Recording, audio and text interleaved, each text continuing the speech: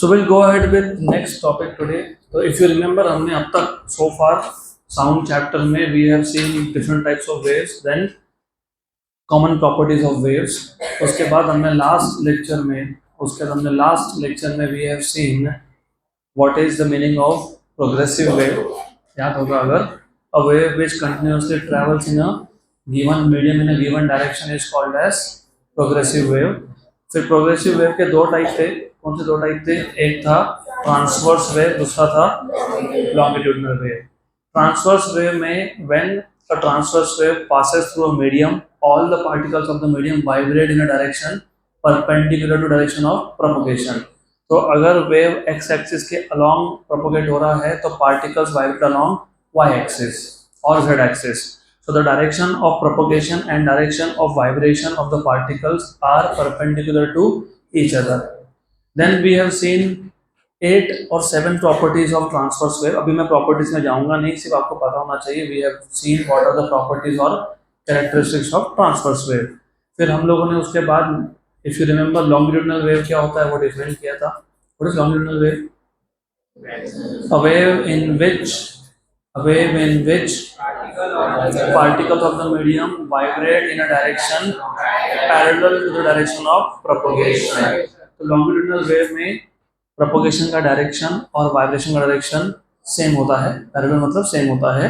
और in case of transverse wave it is perpendicular. right? correct? तो यहाँ तक हमने कल देखा था. We have seen properties of longitudinal waves also. So today we will go ahead with next topic, that is mathematical expression of a wave. Mathematical expression of a wave. अब ये wave को हम अलग अलग नाम देते हैं. इसको हम लोग बोलते हैं सिंपल हार्मोनिक प्रोग्रेसिव वेव. क्या बोलते हैं इसको? Simple harmonic progressive wave. Simple harmonic क्यों बोलते हैं वो बताता हूँ मैं, लेकिन पहले तुमको पता होना चाहिए mathematical expression of a wave मतलब mathematical expression of a simple harmonic progressive wave. Progressive wave मतलब a wave which continuously travels in a given medium in a given direction. तो मैंने नोट्स में सिर्फ इतना टाइटल लिखा है mathematical expression of a wave, लेकिन actually we are writing down the expression for simple harmonic progressive wave. अब ये सिंपल हार्मोनिक क्यों बोलते हैं बताता हूं मैं. प्रोग्रेसिव क्यों बोलते हैं तो तुमको पता ही है. A wave which continuously travels is called as progressive. अब सिंपल हार्मोनिक क्यों बोलते हैं उससे पहले डू यू रिमेंबर हमने जो कॉमन प्रॉपर्टीज ऑफ वेव्स देखा था उसमें एक प्रॉपर्टी था, if you remember, double periodicity. याद है क्या? What is the meaning of double periodicity? Double periodicity, पहले तो पीरियोडिक का मतलब क्या है पता होना चाहिए. Something which repeats itself is called as periodic. जो चीज अपने आप को बार बार रिपीट करता है उसको क्या बोलते हो? पीरियोडिक. और if something repeat itself after equal intervals of time, her bar equal time के बाद अगर कोई चीज खुद को रिपीट करे उसको बोलते हो पीरियोडिक इन टाइम. इसलिए आप, मैंने बताया भी था आपको, इफ यू रिमेंबर, स्कूल में आप लेक्चर को लेक्चर नहीं बोलते, पीरियड बोलते हो, क्योंकि हर दिन सेम टाइम पे वही वापस से लेक्चर होने वाला है. पता है आपको एक टाइम टेबल बना के दे देते हैं. Monday morning 8 AM maths, Tuesday morning 8 AM maths, Wednesday morning 8 AM maths. हमारे टाइम तो ऐसा था, इसके लिए मुझे वही याद रहता है, सुबह सुबह गए के पहले मैथ्स था. तो एनीवेज, तो you see that repeats again and again after same time. So when something repeats itself after equal intervals of time, that is periodic in time. And if something repeats itself after equal intervals of space, that is periodic in space.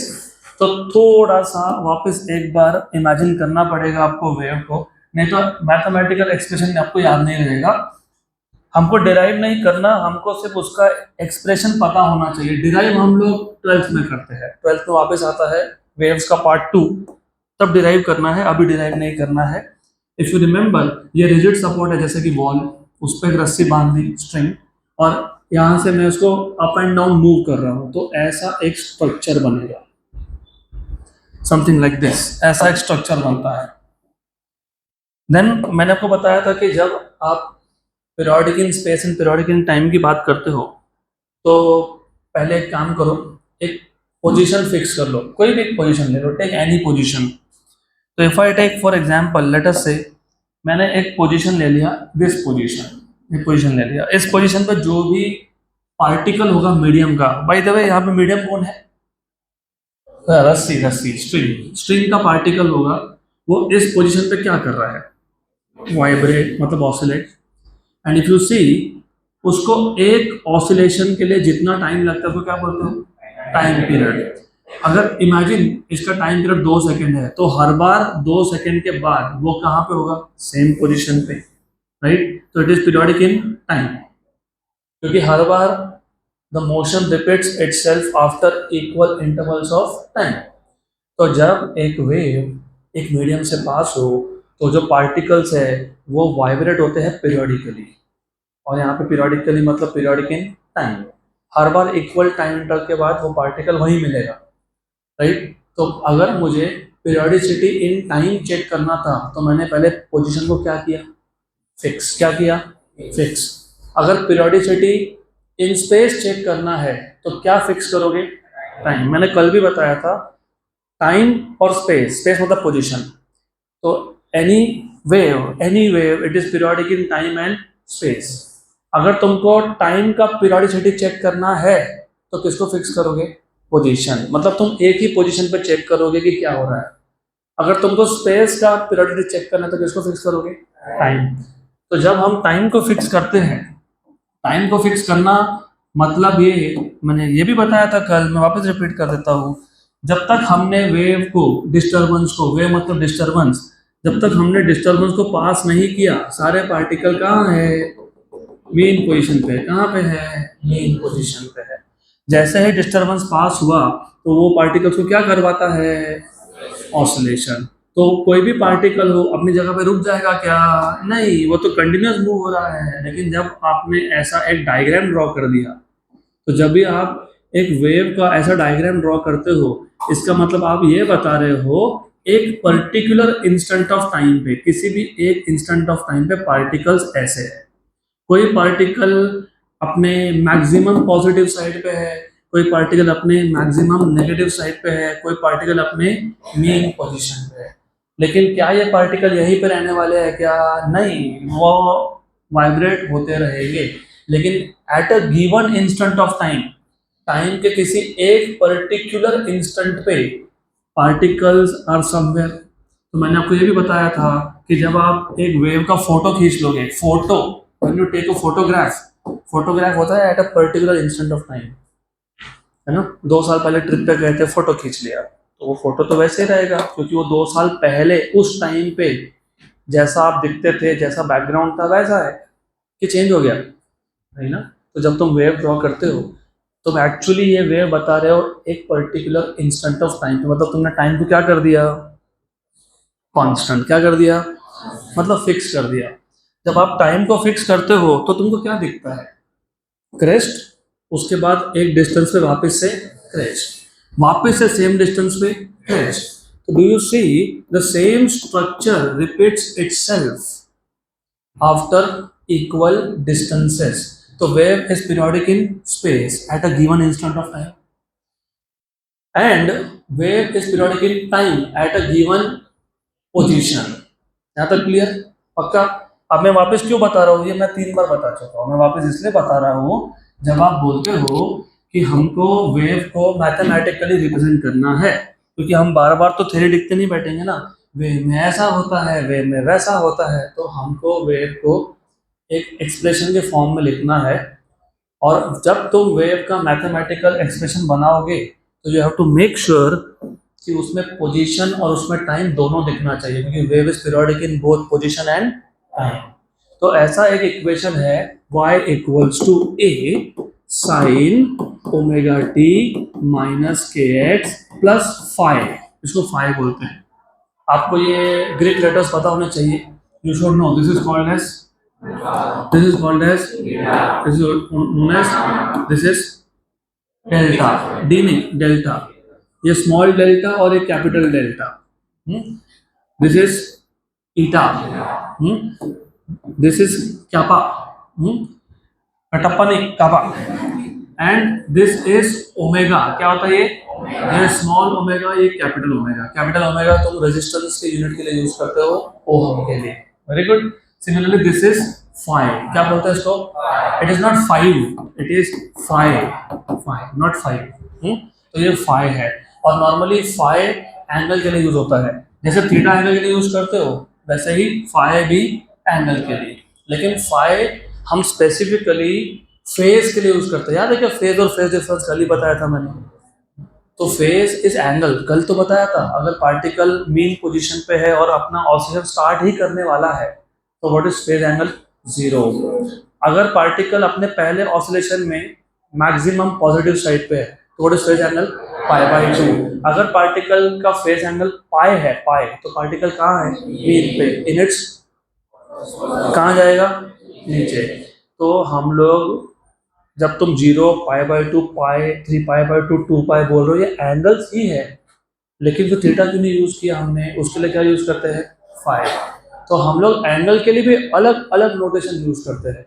जब दो vectors में angle find करना होगा तो theta, और जब हमको particle का फेज बताना होगा तो फाइव। तो ये फाइव क्या है? पार्टिकल का फेज है, बराबर। इसको हम बोलते हैं इनिशियल फेज। क्या बोलते हैं? Initial phase. मतलब तो ऐसा भी हो सकता है ना कि शुरू में पार्टिकल मेन पोजीशन में था ही नहीं, कहीं और था। हो सकता है, होता है, वो आगे देखोगे। तो ये फाइव क्या है? इनिशियल फेज है। इनिशियल, अगर इनिशियली पार्टिकल अपने मेन पोजीशन पे हुआ, कहाँ पे हुआ? तो what will be the angle? Zero. तो इसकी वैल्यू क्या बन जाएगी? जीरो। तो ये एक कांस्टेंट वैल्यू है, ये आपको बताता है कि पार्टिकल ने शुरू कहाँ से किया। मेन पोजीशन से शुरू किया तो जीरो। राइट साइड मतलब पॉजिटिव साइड मैक्सिमम से स्टार्ट किया तो पाई बाई टू। और अगर मेन से स्टार्ट किया लेकिन पहले नेगेटिव में जाएगा तो पाई। तो ये जो फेज होता है इसको बोलते हैं इनिशियल फेज। क्या बोलते हैं? बाकी हम 12th में देखेंगे, लेकिन फिलहाल तो इतना पता होना चाहिए। अब मैंने बोला डबल पीरियोडिसिटी क्यों पता होना चाहिए? We know that. अब मैं थ्योरी नहीं लिखने वाला, वो सब नोट्स में है। तो we know that. What do you know? Wave is a function of two parameters. Which two parameters? Position and time. Because wave is doubly periodic in both, in position and time. तो equation में क्या देखना चाहिए था? Position है क्या, और क्या देखना चाहिए था? टाइम है क्या, दोनों है क्या? यस।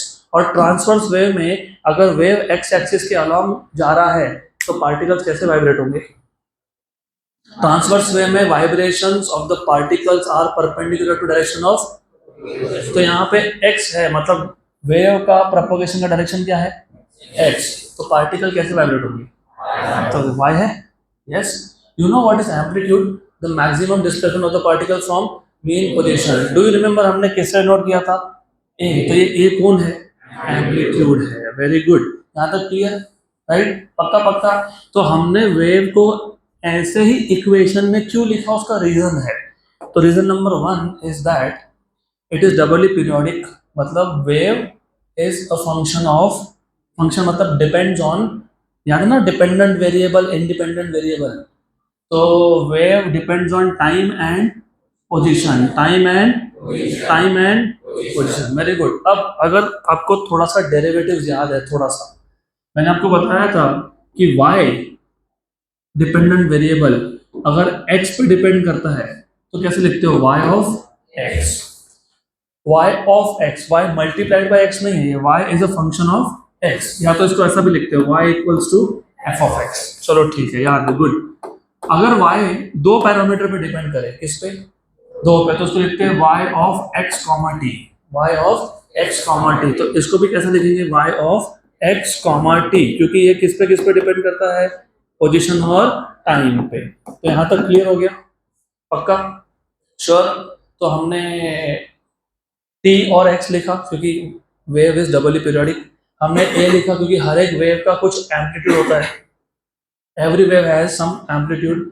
हमने y लिखा क्योंकि अगर ट्रांसवर्स वेव x डायरेक्शन में प्रोपोगेट कर रहा है तो particles of the medium will vibrate perpendicular to x, मतलब y। बराबर? यहाँ तक क्लियर? पक्का पक्का? Sure sure? 100%? हाँ कि ना? हाँ। अब इसको सिंपल हार्मोनिक क्यों बोला है? जब एक मीडियम में से, और ये डायग्राम में बार बार रिड्रॉ करते रहूंगा, तो अभी इसको दिमाग में फिट करना। जब ये पार्टिकल, ये एक मीडियम है, रस्सी, स्ट्रिंग इज अ मीडियम, जब इसमें से वेव पास होगा तो ऐसा दिखेगा। Yes, what are the particles doing? Oscillation, oscillation, right, oscillation. अब आप 12th में सीखोगे, जब पार्टिकल वाइब्रेशन या ऑसिलेशन परफॉर्म करता है, और आपको याद है मैंने अभी बताया, याद क्या होना है अभी बताया, हर बार सेम टाइम के बाद पार्टिकल कहाँ होगा? सेम जगह पे, राइट। ऐसे मोशन को क्या बोलते हो? पीरियोडिक। क्या बोलते हो? पीरियोडिक। तो oscillatory motion is a periodic motion. और पीरियोडिक मोशन में, अब जब तुम मोशन की बात करते हो ना, तो तीन चीजें इंपॉर्टेंट होती है। When you talk about motion, always remember motion. What is the meaning of motion, by the way? What is the meaning of motion? मैं बहुत बेसिक बेसिक क्वेश्चन ही पूछता हूँ, ज्यादा हाई फाई में पूछूंगा ही नहीं, वो तो मुझे बताना है ना। What is motion? movement of any object, the change in position of an object with time is called as motion. अभी मैं खड़ा हूँ यहाँ पे, I am stationary, am I moving? No. लेकिन अगर मैं विथ टाइम अपना पोजीशन चेंज करता रहूँ तो I will be in motion. तो जब मोशन पीरियोडिक हो, मोशन क्या हो? पीरियोडिक हो, तो मोशन के केस में तीन पैरामीटर इंपॉर्टेंट होते हैं, डिस्प्लेसमेंट, वेलोसिटी एंड एक्सेलरेशन। तो जब भी मोशन की स्टडी करोगे, आएगा आगे, तो मोशन ये वर्ड आया तो तीन ही चीज तुमको लगने वाली है, displacement, velocity and acceleration. Displacement, velocity and. तो अगर किसी भी पार्टिकल का मोशन पीरियोडिक हो, तो उसके डिस्प्लेसमेंट के इक्वेशन में, उसके वेलोसिटी के इक्वेशन में, या उसके एक्सेलरेशन के इक्वेशन में या साइन आएगा या फिर कोसाइन आएगा। क्या आएगा? साइन या कोसाइन। तो in any type of periodic motion, in any type of periodic motion, the motion which repeats itself after equal intervals of time is called as periodic motion. In any type of periodic motion, displacement, velocity and acceleration, they contain which functions? Sin and cosine. तो sin और cosine तुमको दिखने ही वाला है, और ये 12th में मैं बताऊंगा तब याद आएगा। पीरियोडिक मोशन में हमेशा साइन और कोसाइन दिखता ही है, होता ही है। आपको पता है साइन और कोसाइन इन फंक्शन का कॉमन नाम है, जिसको बोलते हो हार्मोनिक। तो sine and cosine functions are called as harmonic functions. क्या बोलते हैं इसको? क्या बोलते हैं?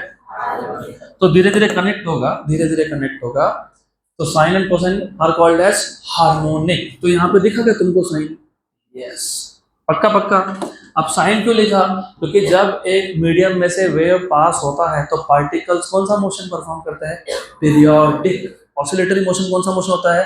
पीरियोडिक, बराबर। और पीरियोडिक मोशन मतलब ऑसिलेटरी मोशन, उसके इक्वेशन में हमेशा क्या दिखना चाहिए? तो दिखा गया यहाँ पे, यस। और साइन और कोसाइन इन दोनों फंक्शंस का कॉमन नेम क्या है? हार्मोनिक। क्या है? पक्का यहाँ तक? तो वापस अभी एक बार कनेक्ट करो। हमको चाहिए था mathematical expression of a wave. हमको वेव के बारे में क्या क्या पता है? हमको पता है वो डबली पीरियोडिक है, पोजीशन और टाइम में, तो दोनों आ गए।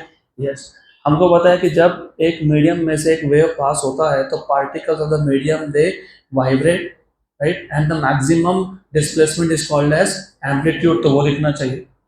और अगर वेव एक्स एक्सिस के अलॉन्ग प्रोपोगेट हो रहा है तो particles are vibrating along y, तो वाई दिखना चाहिए।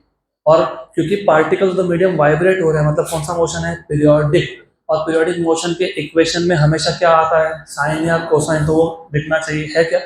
है, गुड। यहाँ तक क्लियर। और ये साइन कोसाइन फंक्शन को क्या बोलते हो? हार्मोनिक। क्या बोलते हो? इसलिए ऑसिलेटरी मोशन का और एक नाम है सिंपल हार्मोनिक मोशन। क्या नाम है? Simple harmonic motion. तो अब तक मैं बोल रहा था when a wave propagates through a medium, the particles of the medium perform oscillation. अभी इसके आगे बोलूंगा when a wave propagates through a medium, the particles of the medium perform harmonic motion. कौन सा मोशन? अब इसको सिंपल क्यों बोला? क्योंकि सिंपल है ना, स्ट्रेट लाइन में है ना, तो स्ट्रेट लाइन मोशन को क्या बोलते हो? Simple. So when a wave propagates through a medium, the particles of the medium perform simple harmonic motion, and hence the wave is called as simple harmonic wave। simple harmonic wave। लेकिन ये wave progress भी तो हो रहा है, with time ये wave आगे बढ़ रहा है कि नहीं, इसलिए इसको क्या बोलते हो, simple harmonic progressive wave. Correct. अब समझ में आया इसको सिंपल हार्मोनिक प्रोग्रेसिव वेव क्यों बोला, क्योंकि प्रोग्रेस कर रहा है, बढ़ते जा रहा है, और पार्टिकल्स ऑफ द मीडियम क्या परफॉर्म कर रहे हैं, सिंपल हार्मोनिक मोशन, इसके लिए वेव को क्या बोल दिया, सिंपल हार्मोनिक प्रोग्रेसिव वेव। अब ये जो इक्वेशन है ये करेक्ट है कि नहीं कैसे समझेगा, वो भी समझेगा। रिमेंबर ये फाई कांस्टेंट है, क्या है, कांस्टेंट, इसको बोलते हैं इनिशियल फेज, क्या बोलते हैं, वेव डबली पीरियोडिक है, मतलब wave should repeat itself after equal intervals of time and wave should also repeat itself after equal distances. तो एक काम करो, पहले हम लोग एक टाइम का कोई भी इंस्टेंट ले लेते हैं, टाइम का इंस्टेंट मतलब एक पर्टिकुलर टाइम पे, तो मैंने एक पर्टिकुलर टाइम फिक्स कर लिया, टाइम फिक्स करना मतलब टाइम को क्या कर दिया, कांस्टेंट, तो ये भी क्या हो गया, कांस्टेंट। देखो फाई तो पहले से कांस्टेंट था ही, वो तो कांस्टेंट था, अब फाई के साथ साथ, फाई के साथ साथ और कौन सा टर्म कांस्टेंट हो गया, टाइम, कौन हो गया कांस्टेंट, टाइम, वेरी गुड। तो अभी वेव को भी लगेगा तो रख देते हैं, तो यहाँ पे ये भी क्या हो गया, कांस्टेंट। डू यू रिमेंबर मैंने बताया था constant plus constant is another constant, तो इक्वेशन क्या बन गया, A sine constant plus constant is a new constant, constant minus के एक्स, तो वेव का इक्वेशन क्या बन गया, y equals to A sine constant minus के एक्स। तो at t equal to t0 मतलब टाइम क्या किया मैंने, कांस्टेंट, क्या किया मैंने, कांस्टेंट, तो y अभी सिर्फ x का फंक्शन है क्योंकि यहाँ से टाइम गायब हो गया, तो y क्या है, a साइन कांस्टेंट माइनस के एक्स, कांस्टेंट माइनस के x, very good, right. What is the meaning of periodic? It should repeat itself after equal distances, और जो भी चीज खुद को आफ्टर इक्वल डिस्टेंसेस रिपीट करता है वो होता है पीरियोडिक, और पीरियोडिक हमेशा कौन होता है, साइन। तो टाइम कांस्टेंट करने के बाद भी तुमको साइन दिख रहा है क्या इक्वेशन में, यस, तो is it not periodic in space, है ना, तो पहला कंडीशन सेटिस्फाई हो गया ना, एट अ फिक्स्ड टाइम, इसलिए मैंने बोला फिक्स टाइम, एक गिवन टाइम पे हर बार सेम डिस्टेंस के बाद सेम स्ट्रक्चर दिखना चाहिए, मतलब crest to crest lambda wavelength, और अगले क्रेस्ट का डिस्टेंस भी फिक्स, अगले का भी फिक्स, तो हर बार सेम डिस्टेंस के बाद क्या दिखना चाहिए, सेम स्ट्रक्चर, और सेम स्ट्रक्चर दिखना मतलब क्या होना, पीरियोडिक, पीरियोडिक मतलब कौन, तो टाइम फिक्स करने के बाद भी वेव के इक्वेशन में साइन है क्या, है, तो ये इक्वेशन करेक्ट है क्योंकि sine is a periodic function. अगर मैं टाइम की जगह पे पोजीशन फिक्स करता, क्या फिक्स करता, पोजीशन फिक्स करता, तो ये जो y ऑफ xt था, a sine omega t minus के एक्स प्लस फाइव, ये कौन है, कांस्टेंट, और तुमने x को क्या कर दिया, कांस्टेंट, तो कांस्टेंट और कांस्टेंट नया कांस्टेंट, ओके, तो इसको मैं ऐसा लिख सकता हूँ क्या, अभी कौन कांस्टेंट है, x, तो y किसका फंक्शन हो गया, t का, तो a sine omega t minus constant, तो मैंने पोजीशन फिक्स किया, फिर भी साइन दिख रहा है क्या, हाँ, साइन किस में होता है, पीरियोडिक में, तो ये पीरियोडिक है क्या, यस, तो it is periodic in time, this is periodic in space, तो वेरीफाई हो गया that it is doubly periodic, तो ये जो इक्वेशन तुमने लिखा है ये करेक्ट है, ये क्या है, करेक्ट है, ये क्या है, करेक्ट है। अब एक लास्ट चीज, वेव पॉजिटिव एक्स एक्सिस की तरफ भी जा सकता है और वेव नेगेटिव एक्स एक्सिस की तरफ भी जा सकता है, तो तुमने जो इक्वेशन लिखा है y equals to a sine omega t minus के एक्स प्लस वाई, ये कौन सा वेव है, is it travelling toward positive x axis और नेगेटिव, पॉजिटिव की नेगेटिव, एक्स तो माइनस के साथ आया, तो this wave should be travelling in negative x axis, गलत है, this is travelling towards positive x axis, तो अगर एक्स नेगेटिव हो तो wave is travelling towards positive x axis, और अगर एक्स पॉजिटिव हो तो wave is travelling towards negative x axis, तो ऐसा होता है, good. So this is the expression, mathematical expression of a simple harmonic wave which is traveling towards positive x-axis, and the second equation is the equation of a wave which is traveling towards negative x-axis. यहाँ तक clear? पक्का? तो ये किसके equations है?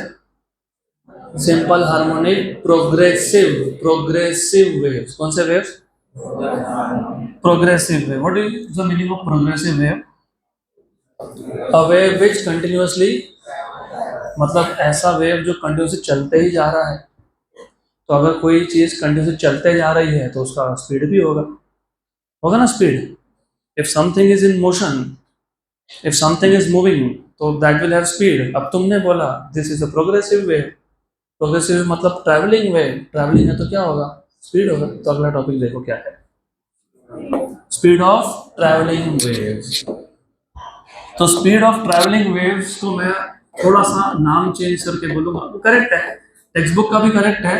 Speed of travelling wave तो है ही, लेकिन travelling wave, speed of travelling wave तो करेक्ट है ही, लेकिन ट्रैवलिंग वेव कौन सा वेव है? Simple harmonic progressive wave.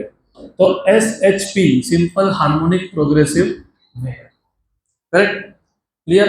अब सबसे पहले you must know, do you remember, भूल मत जाना, इसको कभी नहीं भूलना. हम लोग यहाँ पे मैकेनिकल वेव्स की बात कर रहे हैं. कौन से वेव्स की? और mechanical waves require medium for its propagation. है theory, sound is completely theory but it is very interesting. अब डू यू रिमेम्बर हमने कल मीडियम के 3 प्रॉपर्टी लिखे थे. हमने ऐसा बोला था कि the properties of the medium through which the wave is propagating. जिस मीडियम में से वेव पास हो रहा है उसके 3 प्रॉपर्टी होने ही चाहिए. Number 1, the medium should be continuous and elastic in nature. Do you remember what is the meaning of elastic?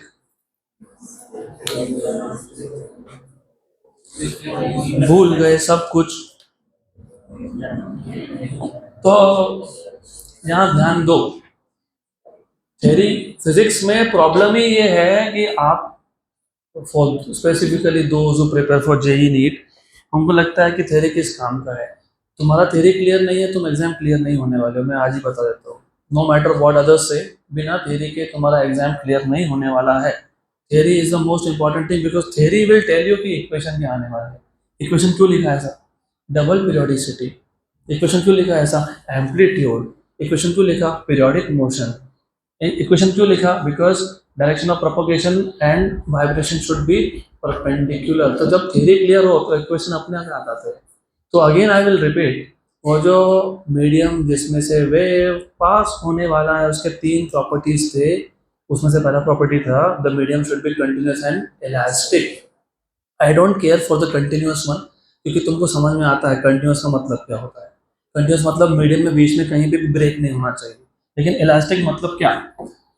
मैं वापस रिपीट कर रहा हूँ, लेकिन इसके बाद हम लोग बार बार रिपीट नहीं कर सकते.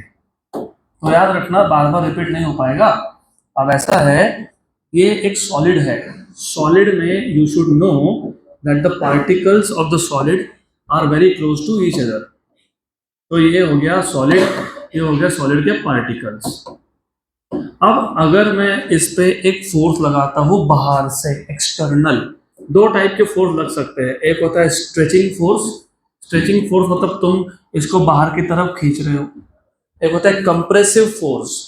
जब स्ट्रेचिंग फोर्स लगाते हो तो पार्टिकल पार्टिकल का डिस्टेंस बढ़ता है, और क्योंकि तुमने ये फोर्स बाहर से लगाया था इसलिए तुम इसको बोलते हो एक्सटर्नल. क्या बोलते हो? External force. क्या बोलते हो? External force. और अगर कोई चीज बनाना, क्रिएट करना, उसको क्या बोलते हैं? फॉर्मेशन. और बिगाड़ना, डिफॉर्मेशन. अब ये जो तुमने फोर्स लगाया ना, ये शेप को बिगाड़ रहा है ना. मटेरियल के शेप को चेंज करना मतलब मटेरियल के शेप को बिगाड़ना.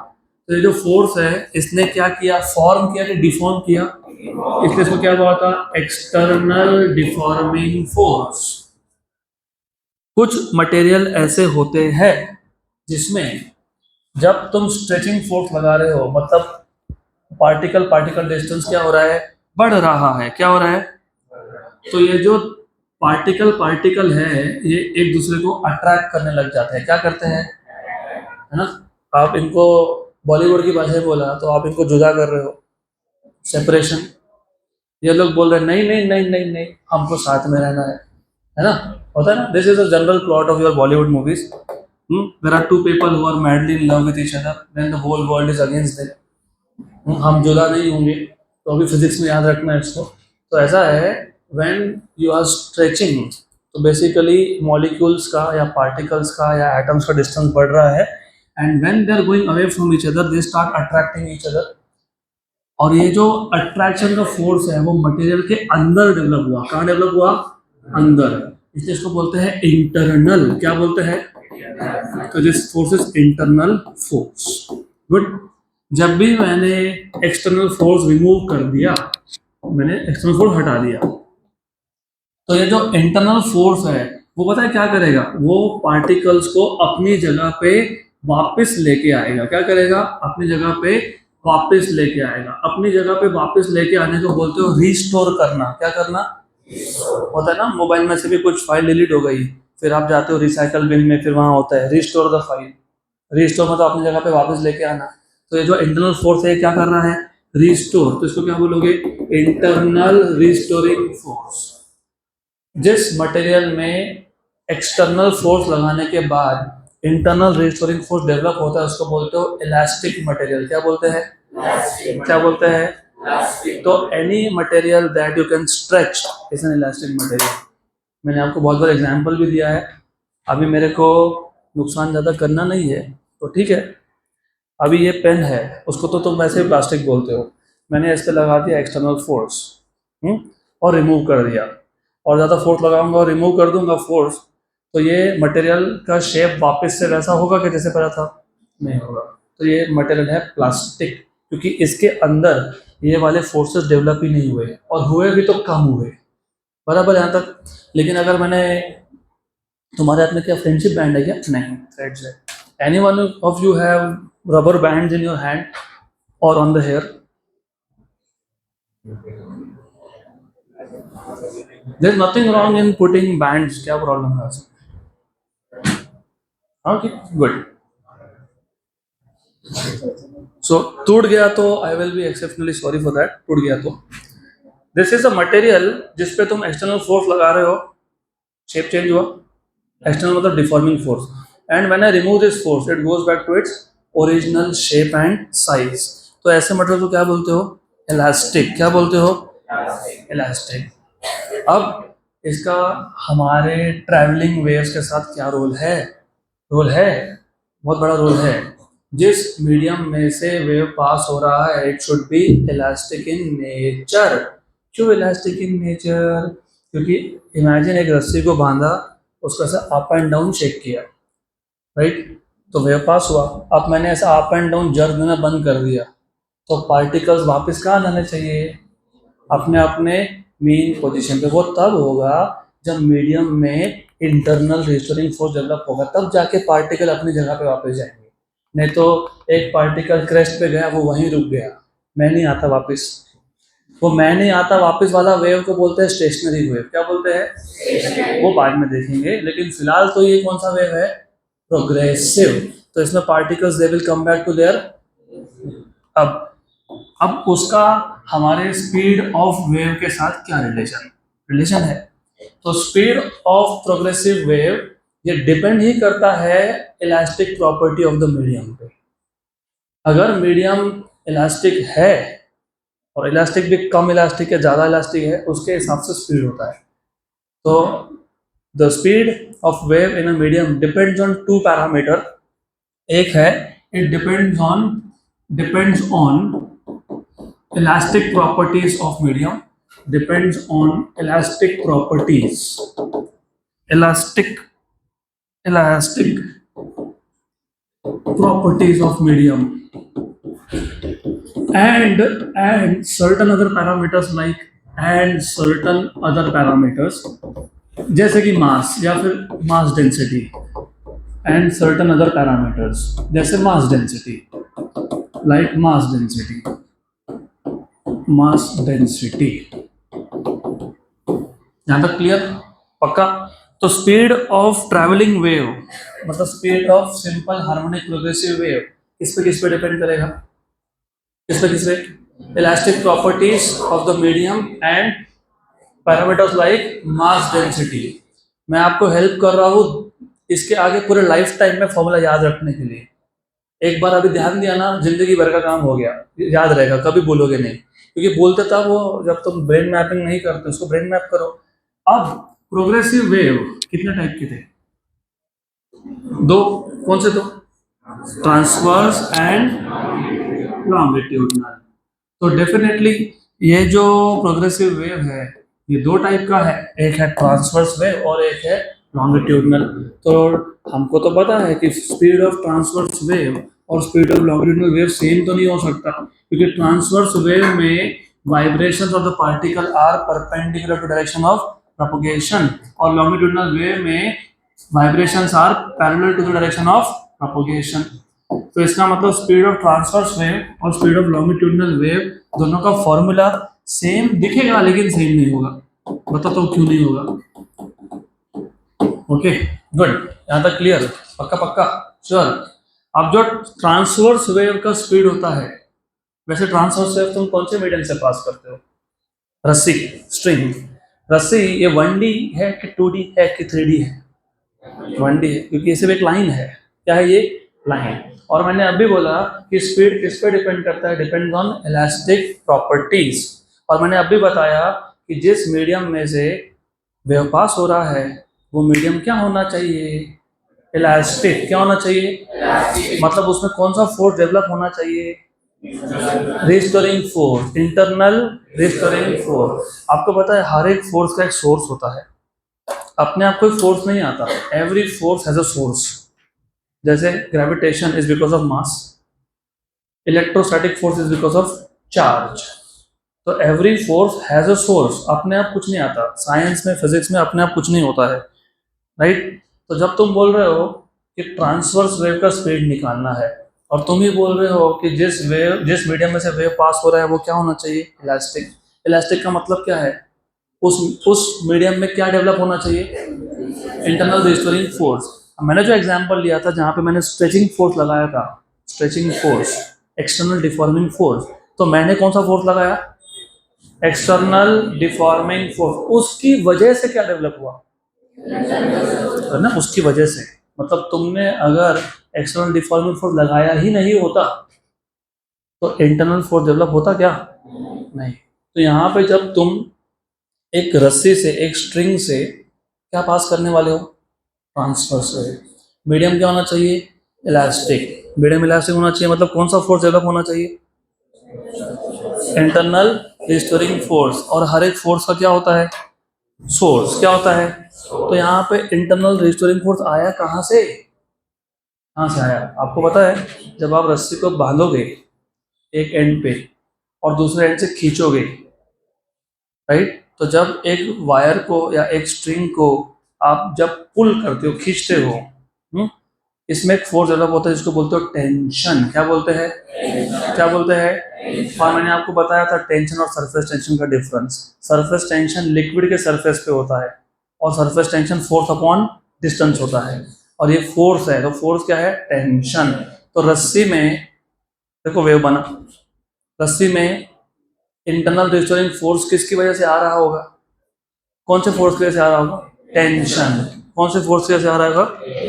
तो डेफिनेटली जो स्पीड है ट्रांसवर्स वेव का वो टेंशन पे डिपेंड करेगा। तो if you see the equation V equals to under root of tension, ऐसा लिखा हुआ है। देखा हुआ है कैसा?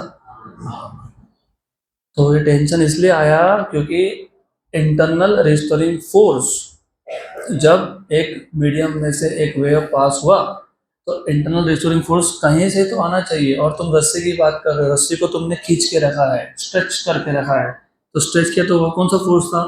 Tension. This tension is nothing but elastic property of the medium. It is the elastic property of the medium. Very good. And depend on certain parameters like mass density. What is density in general? मैंने density के भी आपको type बताए थे, 6 type बताए थे मैंने, याद है? What is density? चलो तुमको क्या पता है डेंसिटी बता दो। Mass upon volume. Very good. मैंने आपको बताया था कि हमेशा मास अपॉन वॉल्यूम नहीं होता है, इट इज इधर मास अपॉन लेंथ और मास अपॉन एरिया और मास अपॉन वॉल्यूम। जब तुम मास अपॉन लेंथ लिखते हो तो बोलते हो लीनियर मास डेंसिटी। क्या बोलते हो? जब तुम बोलते हो मास अपॉन एरिया, वो होता है एरियल मास डेंसिटी या फिर सुपरफिशियल मास डेंसिटी। जब तुम मास अपॉन वॉल्यूम लिखते हो, जिसको तुम डेंसिटी बोलते हो, वो एक्चुअली होता है volume density, volume mass density. क्या होता है? Volume mass density. अब वॉल्यूम मास डेंसिटी कब लेना और लीनियर मास डेंसिटी कब लेना? रस्सी 1D है कि 2D है कि 3D है? तो जब 1D ऑब्जेक्ट हो तो लीनियर मास डेंसिटी। अगर मेरे पास ऐसा पेपर जैसा एक सरफेस होता, तो ये लाइन है कि एरिया है कि वॉल्यूम है? एरिया, तो कौन सा डेंसिटी? Aerial density. अगर मेरे पास एक 3D ऑब्जेक्ट है तो कौन सा? वॉल्यूम। कौन सा? तो जब तुम ट्रांसवर्स वेव की बात कर रहे थे, ट्रांसवर्स वेव तुम किस में से पास कर रहे थे? किससे? रस्सी में से। रस्सी क्या है? लाइन है। तो यहाँ पे क्या लिखोगे? m, where m is linear mass density। m is linear mass density। अब जिनको अभी भी डेंसिटी का मतलब नहीं समझ में आना, मैं एक एग्जांपल लेता हूँ। मेरे पास एक रस्सी है, उसका मास इमेजिन 50 किलो है, 50 केजी। कितना है? 50 केजी। 50 याद रखना, नंबर याद रखना। कितना है? 50 केजी। और उस पूरी रस्सी का लेंथ इस 10 मीटर। कितना? तो 50 केजी ये मास कितने मीटर में है? 10। तो हर एक मीटर में कितना हो गया? तो तुमने मास को किससे डिवाइड किया? लेंथ से।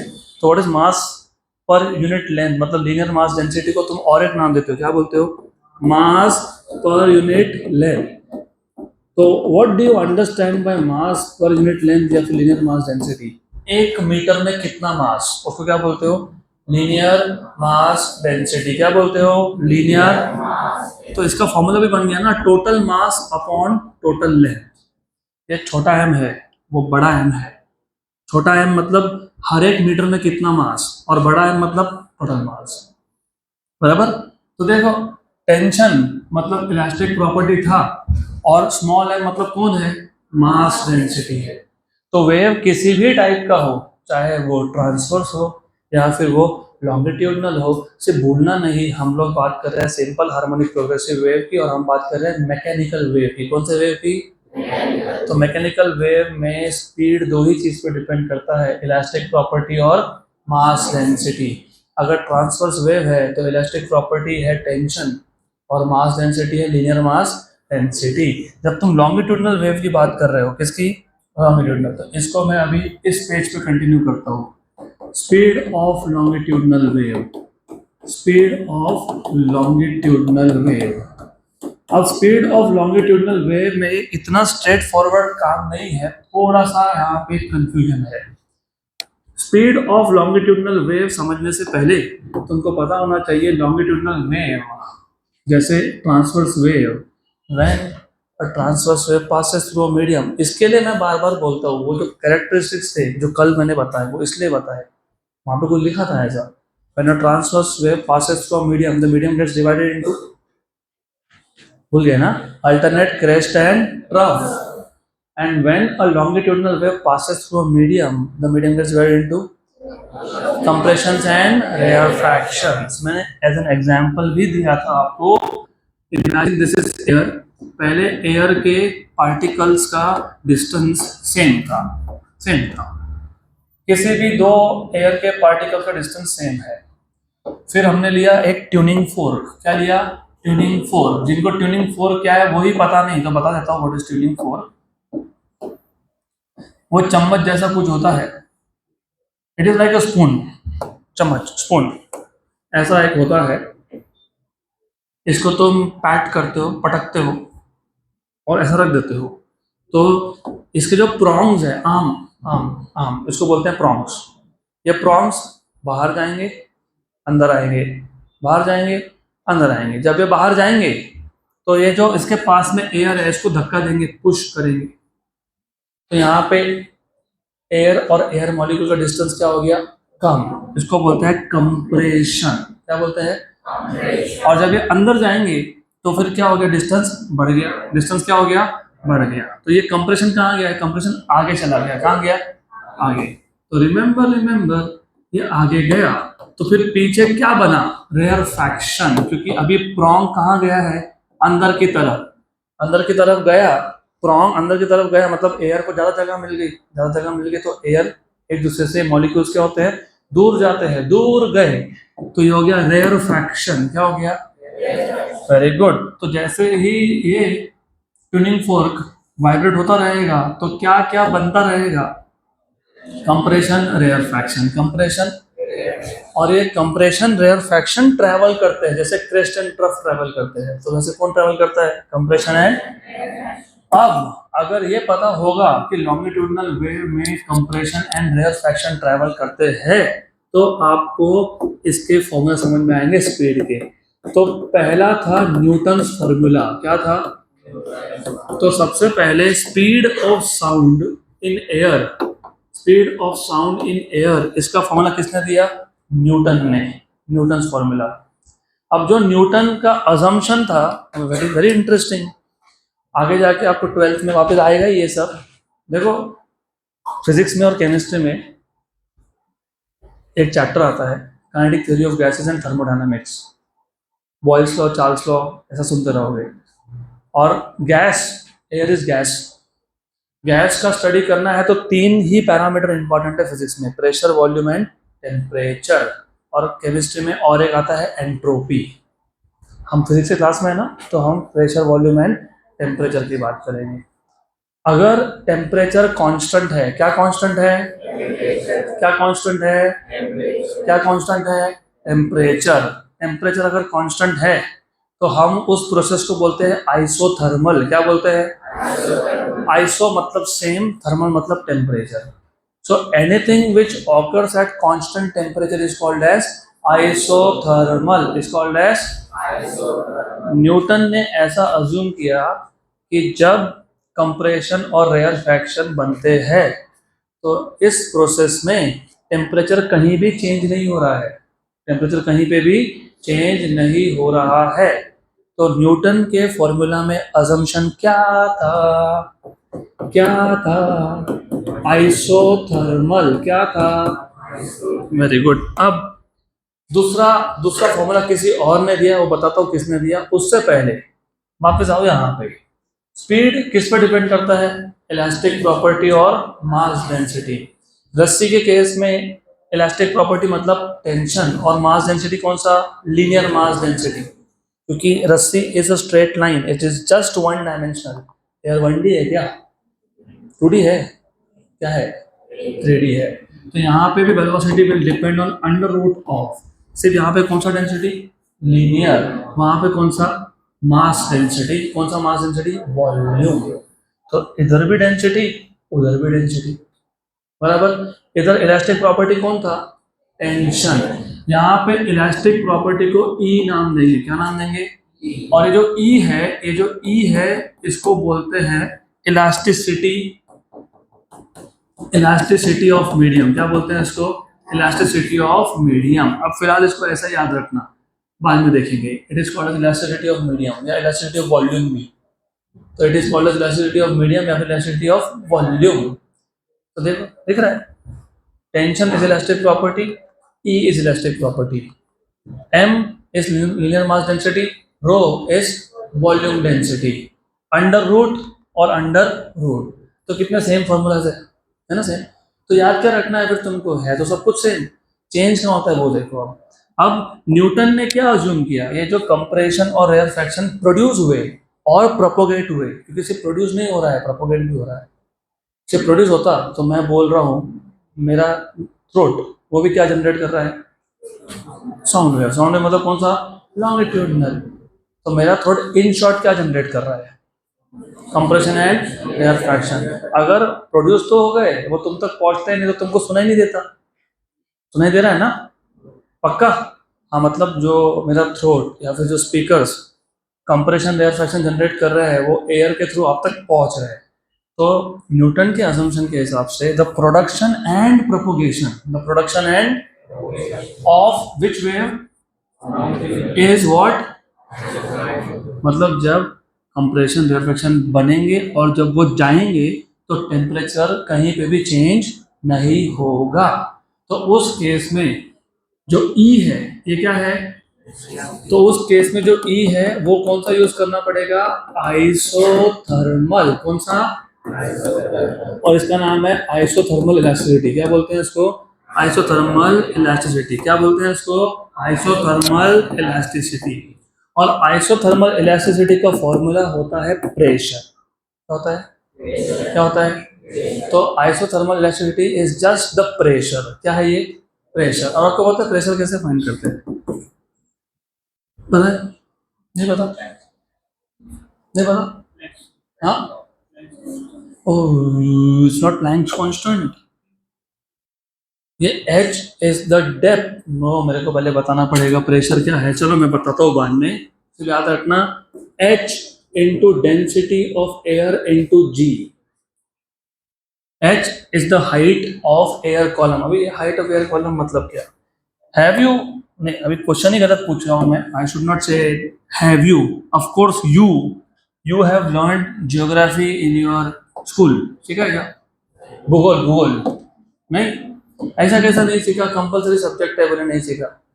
हो ही नहीं सकता। ज्योग्राफी नाम का सब्जेक्ट था? हाँ था, ऑफ कोर्स था। था। चलो यहाँ ध्यान दो। तो इफ यू रिमेंबर, अर्थ हमारा अपना, अर्थ हमारा अपना प्लैनेट, अच्छा सा प्लैनेट, क्योंकि यहाँ लाइफ एग्जिस्ट करती है, बाकी कहीं करती कि नहीं पता नहीं।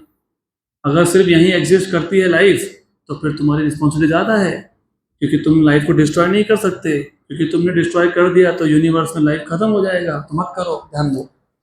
It is surrounded by atmosphere, है ना? एटमॉस्फेयर मतलब गैस। और प्रेशर तुमको कहीं भी फाइंड करना हो, मान लो इस पॉइंट पे प्रेशर फाइंड करना है अर्थ के सरफेस पे। हम लोग कहाँ जीते हैं? अर्थ के सरफेस पे ही ना, कि हवा में, के अंदर? हम कहाँ जीते हैं? तो अब मैं बोल रहा हूँ, तो साउंड वेव भी कहाँ पे पास हो रहा है? अर्थ के सरफेस के आसपास। तो ये प्रेशर भी कहाँ कैलकुलेट करोगे? अर्थ के सरफेस पे। फिर ये एच कौन है? हाइट है। किसका हाइट? एयर कॉलम का। मतलब इसके ऊपर इसके ऊपर अर्थ के ऊपर एटमॉस्फेयर का कितना हाइट है वो देखना पड़ता है। 8 किलोमीटर लेना पड़ता है। कितना लेना पड़ता है? 8 इंटू डेंसिटी। ये डी डेंसिटी है एयर का। किसका? Which is 1.29, which is 1.29। और g is acceleration due to gravity, right? तो जब मैं एच की वैल्यू 8 किलोमीटर डालता हूँ और डी की वैल्यू 1.29 डालता हूँ किलोग्राम पर मीटर क्यूब, और जी की वैल्यू 9.8 लिखता हूँ, तो मुझे किसकी वैल्यू मिलती है? प्रेशर। लेकिन प्रेशर फाइंड करने का और एक तरीका है, with the help of instrument, जिसको तुम बोलते हो बैरोमीटर। क्या बोलते हो? तो barometer is a device which measures pressure, which measures. तो उसमें होता क्या है? कुछ नहीं है, एक ग्लास ट्यूब है। वो ग्लास ट्यूब के अंदर एक मर्क्यूरी का कॉलम है। किसका कॉलम है? मतलब एक ग्लास ट्यूब के अंदर मर्क्यूरी है। जैसे बॉटल के अंदर पानी है, वैसे बॉटल, कांच का बॉटल, उसके अंदर कौन है? मर्क्यूरी। तो एटमॉस्फेरिक प्रेशर मेजर करने के लिए तुम कौन सा इंस्ट्रूमेंट यूज करते हो? बैरोमीटर। क्या यूज करते हो? बैरोमीटर के अंदर कौन होता है? और वो मर्क्यूरी का जितना भी हाइट हो वो होता है हाइट, बराबर। और ये जो भी है ये मर्क्यूरी का डेंसिटी है। किसका डेंसिटी है? 13,600 किलोग्राम पर मीटर क्यूब। और ये जी कौन है पता है? Acceleration due to gravity. तो हमको फाइंड करना था प्रेशर ड्यू टू एटमॉस्फेयर। दो तरीके हैं। एक ये, तुमको इसके लिए पता होना चाहिए एयर के कॉलम का हाइट कितना, 8 किलोमीटर। और क्या पता होना चाहिए? Density of air. और क्या पता होना चाहिए? जी की वैल्यू। या तो वैसा कर लो, या फिर एक इंस्ट्रूमेंट होता है जो तुमको डायरेक्ट वैल्यू देता है। वो कौन सा इंस्ट्रूमेंट है? बैरोमीटर। तो हम प्रेशर मेजर करने के लिए क्या यूज करते हैं? बैरोमीटर। और अर्थ के एटमॉस्फेयर की वजह से बैरोमीटर के अंदर जो मर्क्यूरी का कॉलम है उसका हाइट पता है कितना होता है? 76 सेंटीमीटर। कितना होता है? तो जो बैरोमीटर होता है वो होता है 100 सेंटीमीटर का है। उसमें मर्क्यूरी का हाइट कहाँ तक दिखता है तुमको? 76 सेंटीमीटर या फिर 760 mm, because 1 centimetre is 10 mm, right? और डेंसिटी ऑफ मर्क्यूरी कितना है पता है? अरे अभी तो बताया था 13,600 किलोग्राम पर मीटर क्यूब। तुमको डेंसिटी का मतलब भी इमेजिन करना पड़ेगा। मेरे पास अगर 1 metre by 1 metre by 1 metre का बॉक्स है, 1 metre by 1 metre by 1 metre का बॉक्स है, उसको अगर मैं कंप्लीटली पानी से भर दूं, पानी पानी वाटर H2O, तो पूरा 1000 kg जाएगा। कितना जाएगा? लेकिन अगर उसी बॉक्स को अगर मैं कंप्लीटली किससे भर दूं, मर्क्यूरी से, कितना जाएगा पता है? 13,600, 13.6 ton. Mercury is very dense, इसलिए मर्क्यूरी का छोटा सा बैग भर के भी उठा नहीं सकते। Good, very dense. यहाँ तक क्लियर? और जी की वैल्यू कितनी यूज करेंगे? 9.8 मीटर पर सेकेंड स्क्वायर। जब ये प्रेशर में तुम एच, डी और जी की वैल्यू सब्स्टिट्यूट करोगे तो एच की वैल्यू कितनी? 76 सेंटीमीटर। तो मीटर में कितना? 10⁻⁻2 इंटू कितना? 13,600 इंटू कितना? 9.8। ये आपको मिलता है 1.013 इंटू 10⁵ पास्कल। याद है ना? पास्कल न्यूटन पर मीटर स्क्वायर। देखो दिया है क्या नोट्स में? नोट्स में मैंने डायरेक्ट कैलकुलेशन की है। मैं यहाँ पे तुमको पहले प्रेशर का कैलकुलेशन करके दे रहा हूँ। वैसे नोट्स में मैंने क्या लिखा है बता देता हूँ। What is speed of longitudinal wave? v equals to under root of e by rho. e is elasticity, लेकिन न्यूटन ने क्या बोला? The process of production and propagation. किसका प्रोडक्शन? Compression and rarefaction. किसका प्रोपोगेशन? Compression and rarefaction. Is which process? और isothermal में E की वैल्यू कौन होती है? P। तो यहाँ पे क्या लिखेंगे? P। Very good. लेकिन P खुद क्या होता है? H into density of mercury into G upon rho. ये रो कौन है? जिसमें से वेव पास हो रहा है। वेव किस में से पास हो रहा है? एयर में से। किस में से? और ये डी कौन है? मर्क्यूरी का डेंसिटी है। किसका डेंसिटी है? Very good. किसका डेंसिटी है? तो ये सारे वैल्यूज तुम अगर वहां सब्स्टिट्यूट करोगे, h की वैल्यू कितनी? 76 इंटू 10⁻⁻2 इंटू डी कितना? 13,600 इंटू जी कितना? 9.8 और ये 1.29 या फिर 1.3। क्या लिखा है वहां पे? 1.29। ठीक है, 1.29 what ever it is, I don't care. और ऊपर ये वैल्यू बराबर है क्या? हाँ है ना, बराबर। हाँ, तो ये जब तुम पूरा सॉल्व करोगे, पूरा सॉल्व करोगे, रूट निकालोगे, तो मिलता है 279.9 मीटर पर सेकेंड। बराबर। This is the velocity of sound in air, 279.9 metre पर सेकेंड। ये वैल्यू, जो वैल्यू तुम थ्योरी से फाइंड कर रहे हो, ये थ्योरी है कि नहीं? उसको बोलते हैं थ्योरेटिकल वैल्यू। क्या बोलते हैं? ये कौन सा वैल्यू है? Theoretical value. और जब मैंने एक्सपेरिमेंट से फाइंड किया, जिसको तुम एम्पेरिकल वैल्यू बोलते हो, क्या बोलते हो?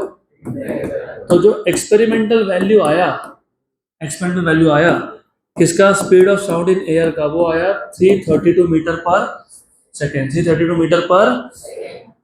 What is the theoretical value? 279.9। और what is experimental value? 332 metre पर। कितना डिफरेंस है? अरे 300 के ऊपर 32, 300 के नीचे 20, 52। कितना डिफरेंस है? 16% का एरर है, 16%। Remember error calculation chapter number 1। There is a 16% of error या फिर difference between measured value and experimental value. मैंने आपको तभी बताया था, मुझे याद है मैंने बोला था आपको कि एरर 1 या 2 या 3% होना चाहिए, उसके ऊपर नहीं हो सकता। ये 16% का एरर है। तो 16% का एरर एक्सेप्टेबल है क्या? तो न्यूटन का फॉर्मूला एक्सेप्टेबल है क्या? नहीं। तो न्यूटन्स का जो फॉर्मूला था वो हमको रिजेक्ट करना पड़ा। हमको मतलब हमने नहीं किया, हम तब थे नहीं। तो तब एक लैप्लास नाम का साइंटिस्ट था। लैप्लास। कौन? लैप्लास। और ये लैप्लास ना, how many of you want to do engineering? Engineering, oh very good. तो ये लैप्लास आपको इंजीनियरिंग मैथमेटिक्स में बहुत परेशान करेगा। ये वही लैप्लास है।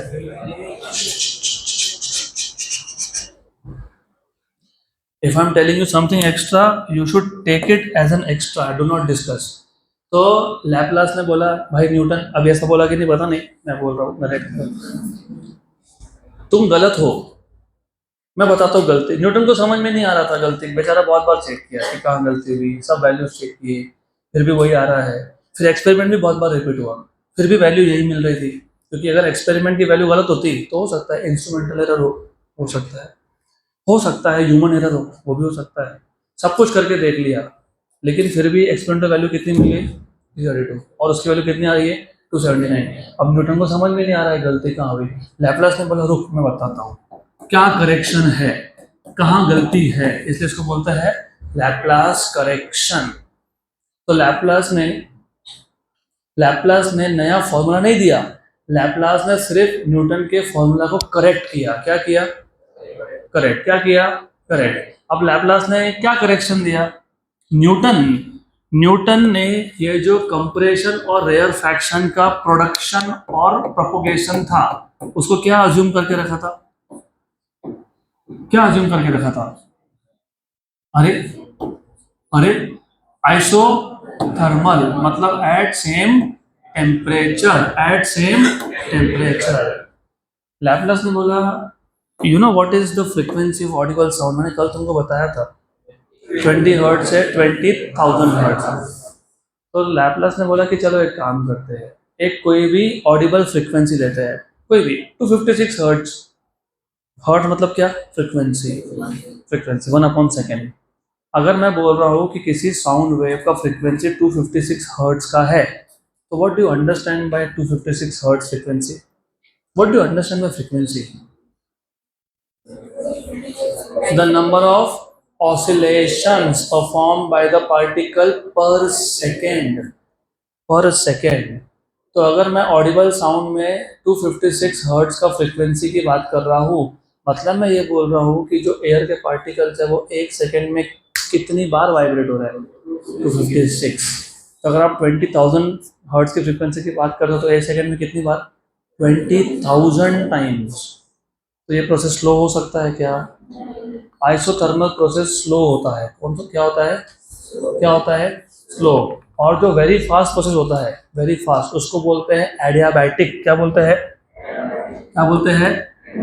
Adiabatic. A process which occurs very rapidly, very fast is called as adiabatic. और a process which occurs slow is called as isothermal. और आइसोथर्मल प्रोसेस में टेम्परेचर क्या होता है?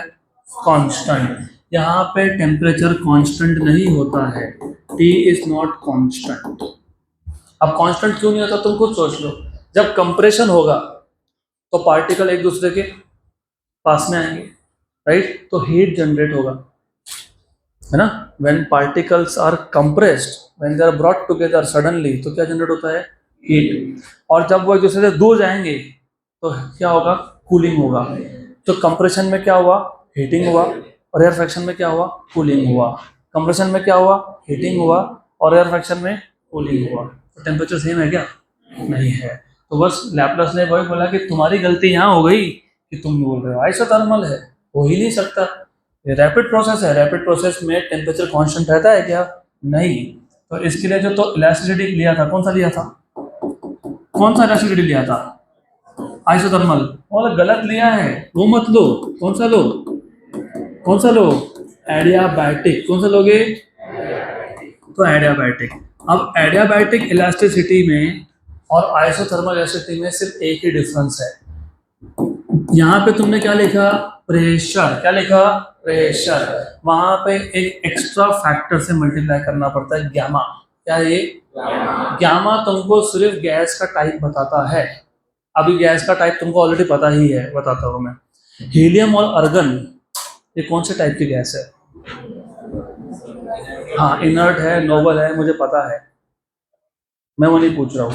हीलियम और hydrogen, what is the difference between helium and hydrogen? What is oxygen gas? Formula बताओ मेरे को। O2, very good. Hydrogen gas H2, H2, very good. Helium it is only He. Argon is only Ar. वो होता है mono atomic. Noble gases they do not form molecules, उसको बोलते हो mono मतलब सिंगल एटॉमिक. और जिसमें दो एटम्स होते हैं उसको बोलते हो डायटॉमिक. Right, correct. सो पक्का. तो ये जो गामा फैक्टर है ना, गामा ये आपको बताता है कि गैस कौन से टाइप का है. अगर गामा की वैल्यू 1.66 आई, कितनी आई? 1.66 मतलब 5/3. कितना 5/3. तो गैस होता है मोनोटॉमिक, जैसे अर्गन, जैसे हीलियम, जैसे नियॉन. अगर गामा की वैल्यू 1.4 आई, कितनी आई? 1.4 के आसपास. 1.41 भी हो सकता है, 1.4 भी हो सकता है, मतलब 7/5. तो गैस होता है डायटॉमिक. क्या होता है? हम यहाँ पे साउंड वेव कहाँ से पास कर रहे हैं? एयर मतलब हमारा एटमॉस्फेयर. कौन से गैसेस है? ऑक्सीजन. वेट एक ऑक्सीजन. कौन सा गैस है ऑक्सीजन? डायटॉमिक. और नाइट्रोजन कौन है? डायटॉमिक. तो एयर इज मोस्टली डायटॉमिक. तो गामा की वैल्यू कितनी आएगी? 1.4. कितनी आएगी? अब ये सारे कैलकुलेशंस जो न्यूटन ने किए, लैपलास ने भी वही किए, सिर्फ एक एक्स्ट्रा क्या डाल दिया? गामा. क्या डाल दिया? गामा. तो अब देखो सेम कैलकुलेशन है. v equals to √of p/ρ की जगह पे क्या आएगा? Gamma p/ρ. बराबर. बाकी सब कुछ सेम है, सिर्फ एक गामा एक्स्ट्रा लगते जा रहा है. ओके, तो सब कुछ सेम है. सब कुछ क्या है? सेम है. सिर्फ साथ में कौन आ गया? गामा. तो कैलकुलेशन करते वक्त यहाँ पे भी एक एक्स्ट्रा किससे मल्टीप्लाई करोगे? गामा. किससे करोगे? गामा. Very good. और गामा की वैल्यू कितनी है? 1.41. और अगर तुम स्मार्ट हो, जो तुम हो, मैथ्स में कैलकुलेशन में स्मार्टनेस दिखाना पड़ेगा. इसको मैं ऐसा लिखूं क्या? √of 1.41 लिख सकता हूँ, इंटू √of बाकी सारा लिख सकता हूँ ना ऐसा? मग नक्की हो. बरं. What is the value of this? 279.9 metre पर. What is the value of 1.41? चलो ऐसा नहीं सोचना, बताता हूँ. What is the root of 144? 12. What is the root of 144? तो what is the root of 1.44? 1.2. तो ये लगभग कितना हो गया? 2.2. अब जब तुम इसको मल्टीप्लाई करोगे, एग्जैक्ट करोगे, तो मैं आपको अप्रोक्सीमेट बता रहा हूँ, ये आता है 332.3 मीटर पर. कितना आता है? 332.3 मीटर पर. ये थ्योरेटिकल वैल्यू है. यू नो एक्सपेरिमेंटल वैल्यू कितनी आई थी? 332. किसके? ये एक्सपेरिमेंटल वैल्यू है. न्यूटन के फॉर्मूला से वैल्यू क्या आई? 279.9 थ्योरेटिकल वैल्यू. और लैपलास के करेक्शन से क्या आई? 332.3. और एग्जैक्ट वैल्यू क्या है? तो विच वन इज नियर? तो which formula is correct? Laplace. तो लैपलास ने सिर्फ करेक्शन किया. उसने बोला कि एडियाबैटिक है, आइसोथर्मल नहीं है. अगर एडियाबैटिक है तो जो इलास्टिसिटी है वो प्रेशर नहीं, प्रेशर के साथ कौन मल्टीप्लाई होगा? गामा. और गामा एयर के लिए कितना होता है? 1.41. तो हमने सिर्फ एक्स्ट्रा 1.41 पैरामीटर डाला और हमारे कैलकुलेशन से क्या वैल्यू आ गई? 332.3 मीटर पर second, which is very close to the experimental value. तो हमको मिल गया फॉर्मूला. किसका formula? Speed of sound in air का. √of gamma p/ρ, where gamma is called as ratio of specific heats. P is pressure and ρ is density of air. याद रहेगा. तो just to check कि तुमको कितना याद है. ट्रांसवर्स वेव का वेलोसिटी का फॉर्मूला बताओ. √of T/m, where T is tension in the string. Tension मतलब फोर्स होता है. And small m is linear mass density, मतलब mass upon length. Very good. What is the formula of speed of longitudinal wave मतलब sound wave according to Newton, under root of P by rho, where P is pressure जिसको तुम बोलते हो elasticity, okay, और रो क्या है, density of air जिसमें से साउंड पास होगा उसका डेंसिटी, और इसकी वैल्यू सारे कैलकुलेशन से कितनी आ गई, 279.9 मीटर पर सेकेंड, और एक्सपेरिमेंटल वैल्यू कितना था, 332 मीटर पर सेकेंड।